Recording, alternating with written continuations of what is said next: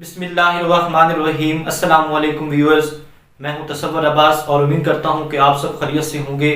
Viewers, आज जो topic मैं आपके साथ डिस्कस करने वाला हूं बहुत ही इंटरेस्टिंग है और बहुत ही अहम है। मेरी ये आपसे दरख्वास्त होगी कि आखिर तक ज़रूर सुनिएगा ताकि जो इन्फॉर्मेशन मैं आपके साथ शेयर करूं आपको काफ़ी हद तक फ़ायदा होगा।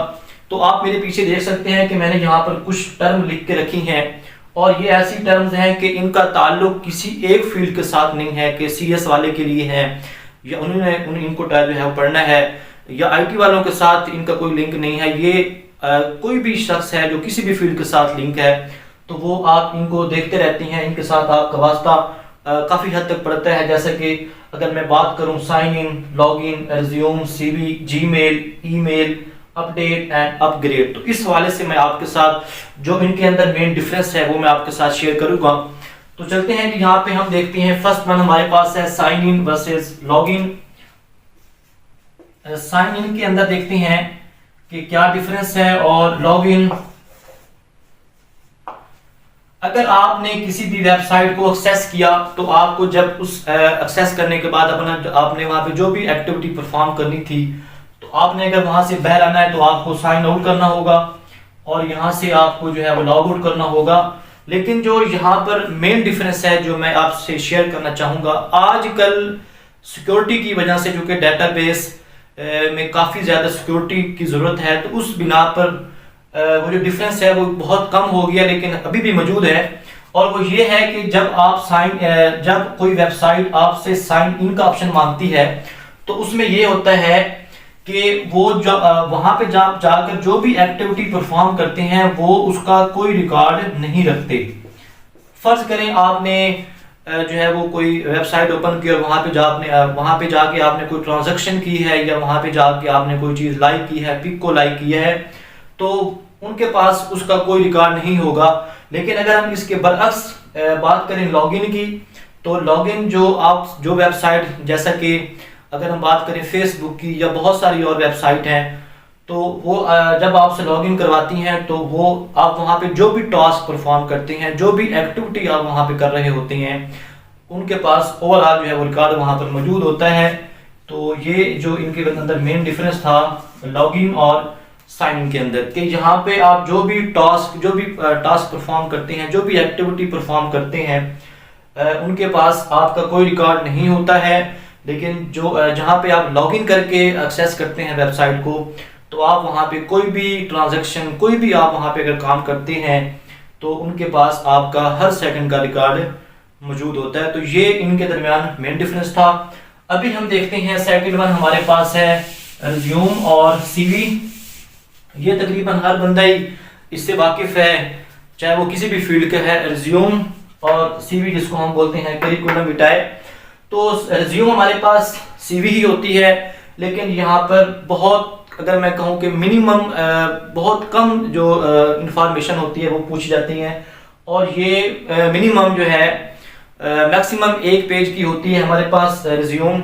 यहाँ पे जस्ट जैसे कि नेम, फादर नेम, आपकी एजुकेशन ओवरऑल क्या है, आपका जो है मोबाइल नंबर पूछ लेंगे या आपका एक्सपीरियंस कितना है, मतलब कि बहुत शॉर्ट जो है ना वहाँ पे आपसे रिक्वायरमेंट की जाती है। लेकिन अगर हम सीवी की बात करें तो सीवी के अंदर डिटेल इंफॉर्मेशन आ जाती है। सिंपल यही है कि रिज्यूम जो होती है वो जस्ट 1 पेज की होती है और वहाँ पे क्या होता है हमारे पास कि रिज्यूम जो होती है 1 पेज सिंपल इंफॉर्मेशन जो कि मतलब बहुत ख़ास किस्म की होती हैं। लेकिन जो सीवी होती है इसके अंदर आपकी ओवरऑल इंफॉर्मेशन आपसे पूछी जाती हैं, जैसा कि नेम, फादर नेम, मैट्रिक के नंबर, एफएससी के नंबर, उसके बाद बैचलर के नंबर, मास्टर के नंबर, मतलब कि जितनी भी इंफॉर्मेशन होती है।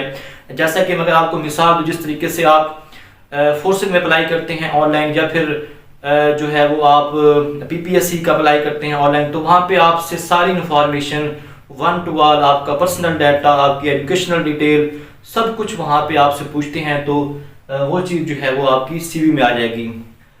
उसके बाद हमारे पास जो थर्ड वन टर्म है वो है जी जीमेल वर्सेस ईमेल। इसके बारे में मैं आपको बताऊंगा। जीमेल को हम सिंपल कहते हैं गूगल मेल,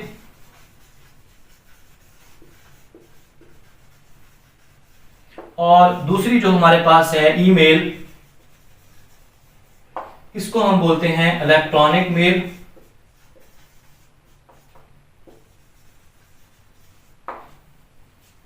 अब क्या होता है कि जो जीमेल है इसको हम कहते हैं ये गूगल का एक ऐसा प्रोडक्ट है, इसको हम प्रोडक्ट भी बोलते हैं और इसको हम बोलते हैं सर्विस प्रोवाइडर। इसको हम बोलते हैं सर्विस प्रोवाइडर। जैसे कोई एक चीज यहां पर क्लियर करता चलूं, लेट्स सी मेरे पास एक मेल है abc111@gmail.com। इसी तरीके से हमारे पास और भी हैं, जैसे कि yahoo.com,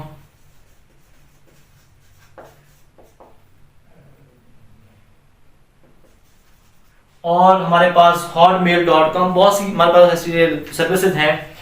तो जीमेल, जैसे मैं आपको एक मिसाल से समझाऊंगा यहाँ पर कि जैसे पोस्ट ऑफिस का काम होता है, जो पोस्टमैन होता है वो क्या करता है, वो हमारा जो खत होता है, जो हमारा डाटा होता है, इंफॉर्मेशन होती है, उसको जो है वो एक उसके एड्रेस पे जाके पहुंचा के आता है, इनके वो काम कर रहा होता है सर्विस प्रोवाइडर का। तो सेम चीज़ हमारे पास जो जीमेल है इसका काम भी वही है जो कि डाकिया परफॉर्म कर रहा होता है। लेकिन हमारे पास जो वो खत होता है, जो एड्रेस होता है, अब हमारे पास ईमेल के बैकअप पर कैसे सेटिंग होती है, पैकेजेस कैसे बनते हैं, पैकेजेस को एड्रेस कैसे दिया जाता है, इंटरनेट प्रोटोकॉल कहाँ पे हम इस्तेमाल करते हैं, कौन कौन से हम वहाँ पे प्रोटोकॉल, यूडीपी, टीसीपी, वो मैं यहाँ पे डिटेल नहीं बताऊंगा क्योंकि वो अलग से टॉपिक है और मैं बहुत जल्द टीसीपी और आईपी पे भी एक वीडियो बना के आपके साथ शेयर करूंगा।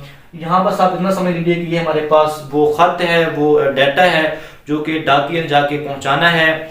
ये हमारे पास वो डाकिया है और ये हमारे पास वो खत है, क्योंकि आजकल जो है सिस्टम टू सिस्टम होती है, तो इसलिए हम इसको बोलते हैं Gmail versus email. Fourth one हमारे पास है अपडेट और अपग्रेड। बहुत ही इंटरेस्टिंग है और शायद आप यही समझते होंगे कि ये दोनों चीजें सेम है, लेकिन ये सेम नहीं है, इनके अंदर डिफरेंस है। अपडेट हमारे पास, जैसा कि आप लोग मोबाइल इस्तेमाल करते हैं और मोबाइल के अंदर आप डिफरेंट ऐप्स जो कि आप प्ले स्टोर से डाउनलोड करते हैं, अगर मैं जैसा कि बात करूं, जैसे कि हमारे पास डिफरेंट बैंक्स की ऐप हैं जिनके जरिए आप ट्रांजैक्शन करते हैं, HBL, MCB, अलाइड बैंक। उसके अलावा हमारे पास फोटो एडिटिंग के लिए ऐप्स हैं, वीडियो के लिए बहुत सारी लाखों ऐप्स हमारे पास, आप अगर जाएं प्ले स्टोर पे वहाँ पे पड़ी हैं, वहाँ से आप डाउनलोड कर सकती हैं। तो क्या होता है कि लेट्स से अगर मैं आपको एक मिसाल दे के समझाऊं यहाँ पर कि HBL ने एक ऐप लॉन्च की और उसके अंदर जो फर्स्ट टाइम क्या था कि फिंगरप्रिंट वाला जो सिस्टम था, वो जो फीचर थी वो ऐड नहीं थी। अब उन्होंने न्यू एक जो है वो क्या कहते हैं लॉन्च की, न्यू वेरिएंट लॉन्च किया, तो उसके अंदर उन्होंने बाकी सारा वही रहा, सारी ऐप वही है, लेकिन उस ऐप के अंदर उन्होंने वो वाली फीचर जो फिंगरप्रिंट के हवाले से थी वो उन्होंने ऐड कर दी। हमने क्या किया, हम प्ले स्टोर पे गए और वहां से जाके हमने उसको अपडेट कर लिया। यानी कि एक आध अगर फीचर वो चेंज करता है डेवलपर, तो उसको हम जो है प्ले स्टोर से जाके या बाकी जो है उससे जाके उसको अपडेट कर सकते हैं। यानी कि मुकम्मल हम उसको रिमूव नहीं करेंगे, अनइंस्टॉल नहीं करेंगे, हम उस एक आध फीचर को ऐड करने के लिए जो कि डेवलपर की तरफ से ऐड की गई है, हम उसको जो है क्या करेंगे, अपडेट कर देंगे। जबकि हमारे पास अपडेट जो है इसकी मिसाल क्या है कि इसमें हम ये करते हैं कि हम सॉफ्टवेयर को मुकम्मल रिमूव करते हैं, अनइंस्टॉल करते हैं, और जो उसका न्यू वर्जन आता है उसको हम दोबारा से शुरू से पूरे का पूरा जो है वो उसके अंदर इंस्टॉल करते हैं। जैसा कि अगर मैं आपको मिसाल दूं, विंडो हमारे पास 7 जो है, विंडोज 7 के बाद विंडो 8 आई, और विंडोज 7 का क्या था हमारे पास कि उसके अंदर हमें ड्राइवर्स खुद से इंस्टॉल करने पड़ते थे, सारे के सारे ऑलमोस्ट। लेकिन जो विंडो 8 है उसके बाद विंडो 10 आ गई, तो विंडो 8 के अंदर हमारे पास ड्राइवर्स हैं जो कि हमें इंस्टॉल नहीं करने पड़ते थे, तो एडवांसमेंट थी एक। तो हमने चाहा कि अच्छी, मतलब इसकी जो यूज़ है बहुत अच्छा है, यूज़फुल है, तो हमने क्या किया, हमने पूरी विंडोज, हमने वहाँ पे उसको अपडेट नहीं कर सकते, हमने क्या किया, हमने उस पूरी विंडो को पहले अनइंस्टॉल किया, रिमूव किया पूरे सिस्टम से, और हमने जो उसका न्यू वर्जन था विंडो 8 वो हमने पूरी की पूरी वहाँ पे न्यू से जो है इंस्टॉल कर दी। तो ये डिफरेंस है हमारे पास अपडेट और अपग्रेड। जैसा कि हमारे पास MS ऑफिस था पहले 10, अब हमारे पास जो लेटेस्ट आ चुका है वो 16 है। 16 के अंदर काफ़ी ज़्यादा सहूलियात हैं। तो अगर आपने उसको चेंज करना है तो आप पहले उसको 10 वाले को रिमूव करेंगे, जो है वो आप न्यू वेरिएंट जो है 16 है MS16 वो आप वहां पे जाके इंस्टॉल। उम्मीद करता हूँ व्यूअर्स काफ़ी हद तक आपको समझ आ गई होगी, लेकिन अगर फिर भी आपको कहीं पे कोई प्रॉब्लम्स आती है तो आप कमेंट सेक्शन में जाके मुझसे क्वेश्चनिंग कर सकते हैं। जितना जल्दी हो सके मैं आपका रिप्लाई करूँगा। बहुत बहुत शुक्रिया।